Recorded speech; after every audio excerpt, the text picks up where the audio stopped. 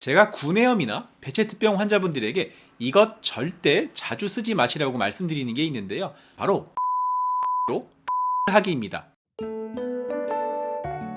안녕하세요. 부천으뜸한의원 대표원장 한의학박사 박지영입니다. 잘 낫지 않는 구내염, 뭘 해도 낫지 않고 계속 지속이 되다가 병원에 갔더니 배체트병이란 진단을 받으셨다고요? 진단명은 참 거창한데 뾰족한 치료 방법은 없고 또 자꾸 재발도 되고 답답하시죠? 네. 이런 답답한 마음에 한의원에서 도움을 받기 위해서 많이 찾아오시는데요. 오늘 영상에서는 배체트병의 증상과 진단, 한의학적인 치료 방법과 도움이 되는 혈자리와 생활 수칙까지 알려드릴 테니까요. 먼저 구독과 좋아요, 알람 설정까지 해주시고요. 끝까지 시청 부탁드리겠습니다. 배체트병은요, 1937년에 이 증상을 처음 학계에 보고한 터키 피부과 의사인 베체트의 이름을 딴 질환입니다. 원인을 잘 모르는 면역 반응에 의해서 여러 장기의 반복성, 폐쇄성 혈관염이 발생하는 만성 전신질환으로요. 주요 증상은 구강 아프타 궤양, 외음부 궤양, 피부 병변, 그리고 눈 증상이 있습니다. 눈 염증에 의해서 실명할 수도 있고 마비와 같은 신경 장애도 발생할 수가 있으며 심한 경우에는 대동맥 파열, 장 파열 또는 심한 중추신경계 이상으로 사망할 수도 있는 중증 질환입니다. 네, 그럼 배체트병이란 진단을 어떻게 내릴까요? 배체트병이 사실 딱 떨어지는 정확한 감별 진단은 없습니다. 특정 유전인자 HLA-B51을 보기도 하지만 하나의 참고사항일 뿐이고요. 혈액 검사를 통한 염증 수치를 파악하는 것도 질환의 진행과 예후를 보는 것일 뿐 진단 근거가 되지는 않습니다. 이보다는 여러 증상을 통해서 이런 증상이 함께 나타날 때 배체트병이라고 보고 진단하는 편입니다. 배체트병의 4대 주요 증상은요. 첫 번째는 구강궤양입니다.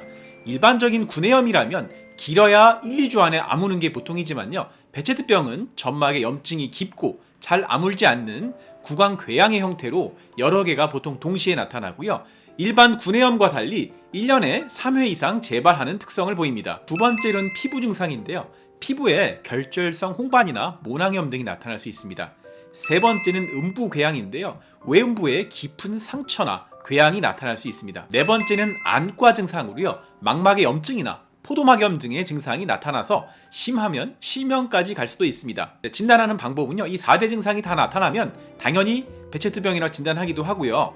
구강궤양 2점, 피부 증상 1점, 음부궤양 2점, 안과 증상 1점으로 해서 합점 3점이 넘을 때 배체트병이라고 진단을 내립니다. 배체트병 증상은요, 이 4대 증상뿐 아니라 위장관 궤양과 소화불량이 나타나서 설사나 복통, 혈변을 보일 수가 있고 관절의 통증, 전신의 피로나 근육 통증이 함께 나타날 수 있습니다. 배체트병은요, 지중해와 우리나라를 비롯한 극동 지역에 많은 지역적 특성이 있고 다빈도 발생 지역이 실크로드 지역을 따라 나타난다고 해서 실크로드 병이라고 불리기도 합니다. 배체트병 환자의 약 50%에서는 HLA-B51이라는 특이 유전자를 보유하고 있는 것으로 보아서 유전적 특성이 있다고 추정하고 있을 뿐 아직 정확하게 밝혀진 것은 없는 전신 자가면역 질환입니다. 배체트병은 자가면역 질환에 해당해서 원인도 명확하게 밝혀져 있지 않기 때문에 그때그때 증상에 맞춰서 스테로이드나 소염제를 처방하거나 면역 억제제를 처방해서 대증 치료를 하고 있습니다. 스테로이드를 장기간 사용했을 때는 당뇨가 올 수도 있고 몸에 붓기가 생기고 면역 기능을 망가뜨리는 결과가 될 수도 있어서 치료 자체가 오래가고 쉽지 않은 질환입니다. 네, 그렇다면 한의학에서는 배체트병을 어떻게 보고 치료하고 있을까요? 네, 배체트병은요, 무려 2000년 전에 장준경이라고 하는 학자가 금괴요략이라고 하는 책에 호혹병이라는 병명으로 기록해놓은 바가 있습니다. 목구멍에 궤양이 생긴 것을 혹이라고 하고 외음부에 궤양이 생긴 것을 호라고 합니다. 한의학적으로는 그 원인과 치료 방법을 크게 세 가지로 나눠서 볼 수 있는데요. 첫 번째는 자보간신, 간과 신장의 기운을 올려서 몸에 진액을 보충해서 점막을 건조하지 않게 점막 재생을 도와주는 것이고요. 두 번째는 익기양혈, 오랜 기간 자가면역 질환을 앓으면서 약해진 기와 혈을 보충해주는 보약을 처방해서 면역력을 올려주는 방법입니다. 세 번째는 청혈이습인데요. 몸에 생긴 염증으로 인한 열을 꺼줘서 혈관염으로 생긴 염증 부위를 치료해주고 피를 맑게 해주는 치료를 합니다. 개인별 진찰을 통해서 위 세 가지 증상 중 어디에 해당하는지를 파악한 후에 한약을 개인의 증상과 체질에 맞춰서 처방하고요. 증상이 어느 정도 경중에 따라서 한약재 추출물인 약침을 사용해서 함께 치료합니다. 배체트병은 전신 자가 면역 질환으로 증상이 상당 부분 경과하고 자꾸 재발했을 때 한의원을 찾는 경우가 많으셔서요. 치료는 6개월에서 1년 이상 장기간 치료가 필요합니다. 원장님, 그럼 베체트병에 도움이 되는 혈자리가 있을까요? 네, 제가 베체트병에 도움되는 혈자리 5개 말씀드릴게요. 첫 번째는 염천과 승장혈입니다. 입과 턱 사이에 쏙 파인 가운데 부분이 승장혈, 엄지손가락으로 턱을 내려가다 쏙 파인 곳이 염천혈입니다. 엄지와 검지를 함께 자극해 주시면 침분비를 촉진해서 베체트병의 구내염 증상을 치료해주는 데 도움이 됩니다. 두 번째는 태양혈입니다. 눈초리에서 귀 방향으로 사선으로 올라가다가 쏙 패인 곳입니다. 눈물샘의 눈물 분비를 도와줘서 눈 증상의 치료를 도와주고 이뿐 아니라 두통과 어지럼증에도 효과가 있습니다. 세 번째는 전중혈인데요. 양 가슴뼈에 쏙 파인 곳으로 화를 내려주고 자율신경을 안정시켜주는 혈자리입니다. 액문혈은요, 손등에서 사오지가 만나는 곳에 쏙 파인 곳입니다. 우리 몸에 진액을 만들어줘서 몸을 건조하지 않게 해주는 혈자리인데요. 이 혈자리는 이뿐 아니라 반대쪽 목이나 어깨가 결릴 때 지압하셔도 효과가 좋은 자리입니다. 베체트병에 좋은 생활 습관입니다.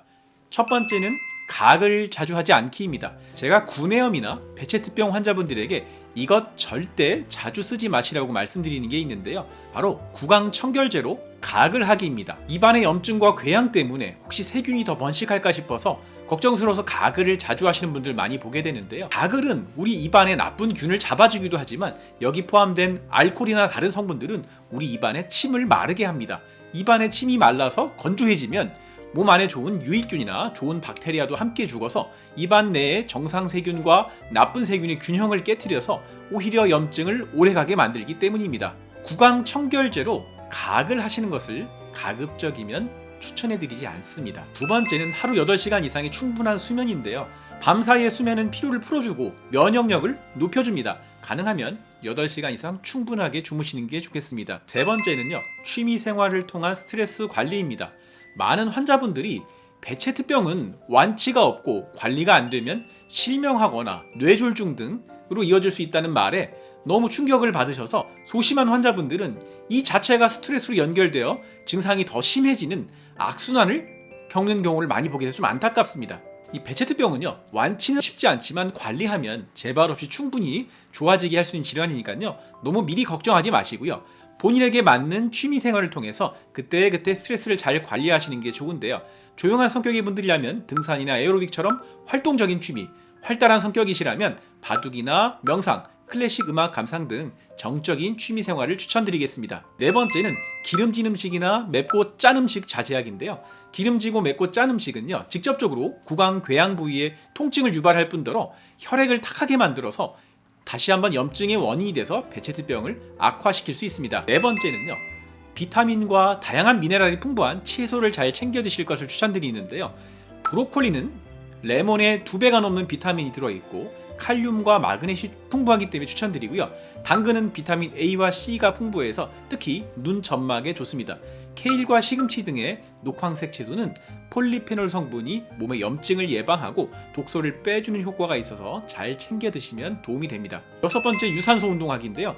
유산소 운동은 몸에 각종 지질을 배출해주기 때문에 피를 맑게 하고 우리 몸의 염증을 줄여주는데 아주 큰 도움이 됩니다. 일주일에 3번 이상, 회당 최소 30분 이상 유산소 운동을 본인의 체력에 맞게 해주시는 게 좋습니다. 빠르게 걷기부터 달리기, 자전거 타기, 파워워킹 모두 좋습니다. 오늘 영상에서는 자가면역 질환으로 구강궤양과 피부 증상, 음부궤양, 안과 증상을 주 증상으로 하는 베체트병의 한의학적인 치료 방법과 도움이 되는 혈자리, 승장혈, 염천혈, 태양혈, 전중혈, 액문혈에 대해서 말씀드렸고요. 도움이 되는 생활습관, 각을 너무 자주 하지 않기, 8시간 이상 충분하게 주무실 것, 또 본인에 맞는 취미생활을 하실 것, 기름지고 자극적인 음식 드시지 않는 것, 또 몸에 좋은 채소를 잘 챙겨 드실 것, 그리고 유산소 운동을 하시는 것이 도움이 된다라고 말씀드렸습니다. 베체트병은 완치는 어렵지만 생활 관리만 잘 하시면 충분히 극복할 수 있는 질환입니다.